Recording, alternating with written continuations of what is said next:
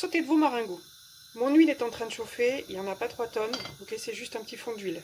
Si vous avez tendance à mettre trop d'huile, donc attention à ça. Pendant que c'est en train de chauffer, je vous montre tout ce que j'ai préparé. Je vous rappelle que pour n'importe quel sauté, sauf la blanquette où on prépare sa viande d'avance, tout le reste, avant de démarrer son sauté, on a tout prêt. Donc, j'ai ma viande coupée, j'ai ma garniture, donc carottes, oignons, alors non, c'est des oignons blancs, mais moi, il faut que je les passe, c'est des oignons rouges, hein, et de l'ail. J'ai du vin blanc, j'ai du concentré de tomate, de la farine, un fond brun de veau, hop, à défaut, on prend ça, et j'ai préparé mon four. Donc je vais vous montrer comment on procède, rien de compliqué. Bon, mon huile est bien chaude, ça c'est important, hein. Si votre huile n'est pas assez chaude, ben, votre viande va bouillir et ça, vous n'allez pas avoir un joli résultat. Là, voilà, c'est bien chaud. Attends.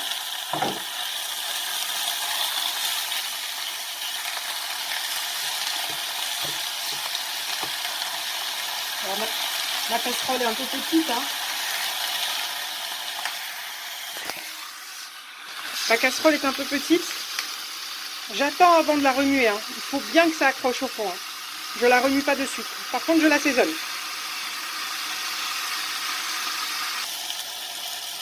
Une fois que ma viande a bien coloré, c'est important, hein, de bien faire colorer sa viande. Une chose aussi,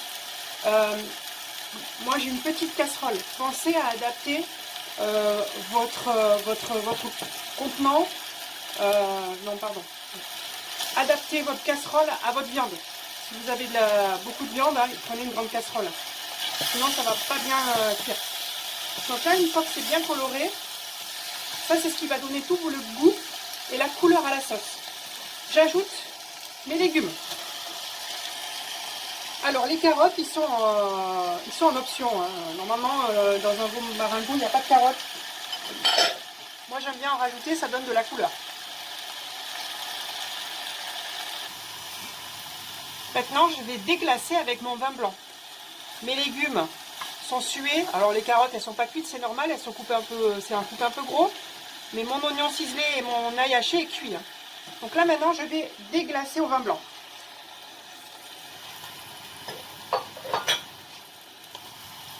Là, je vais faire réduire pour enlever tout l'alcool.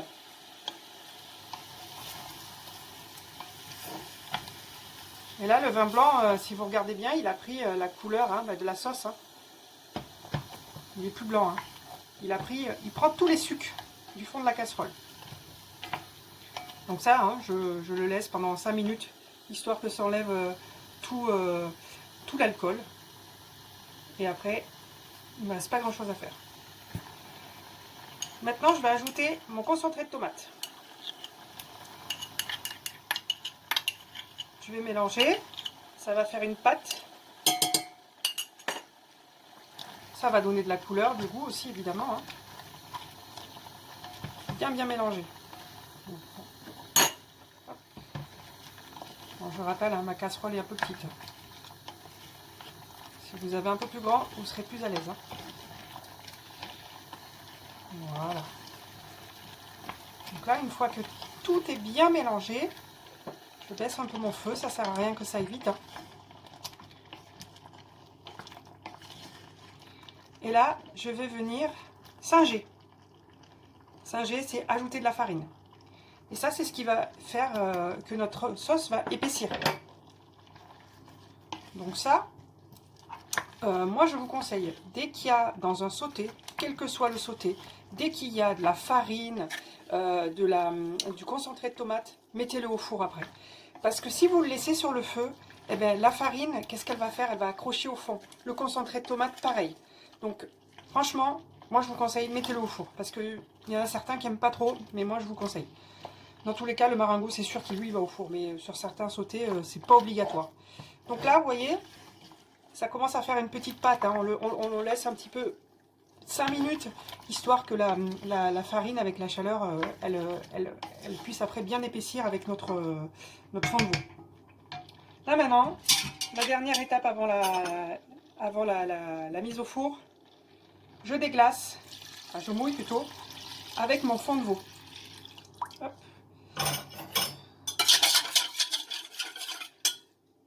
Voilà. Il faut que la viande soit recouverte, hein. Ça c'est important. Donc là, maintenant, c'est à ce moment-là qu'on vérifie son assaisonnement. Si on a bien salé sa viande au départ, il n'y a pas de problème, hein, ça devrait aller. Donc là maintenant, on redonne une ébullition et dès que ça bout, on met au four. On vérifie son assaisonnement et on est parti pour à peu près 1 heure à 200 degrés. Mon sauté est cuit. La sauce a bien réduite. La viande, je vous rappelle, hein, vous prenez un gros morceau, hop, et vous vérifiez, vous voyez, ça se détache tout seul, c'est que c'est cuit. Moi, ce que je vous conseille, hein, c'est le jour de l'examen, démarrer ça le plus tôt possible. Vous démarrez votre sauté le plus tôt possible, comme ça, le temps que ça cuise, vous avez le temps de faire autre chose. Et une fois que c'est cuit, donc là, ça a cuit 1 heure à 200 degrés, c'est cuit. Je remets mon couvercle et je le laisse. Comme ça, la viande, elle a le temps de s'attendrir. Ça sera encore meilleur. À vous d'essayer.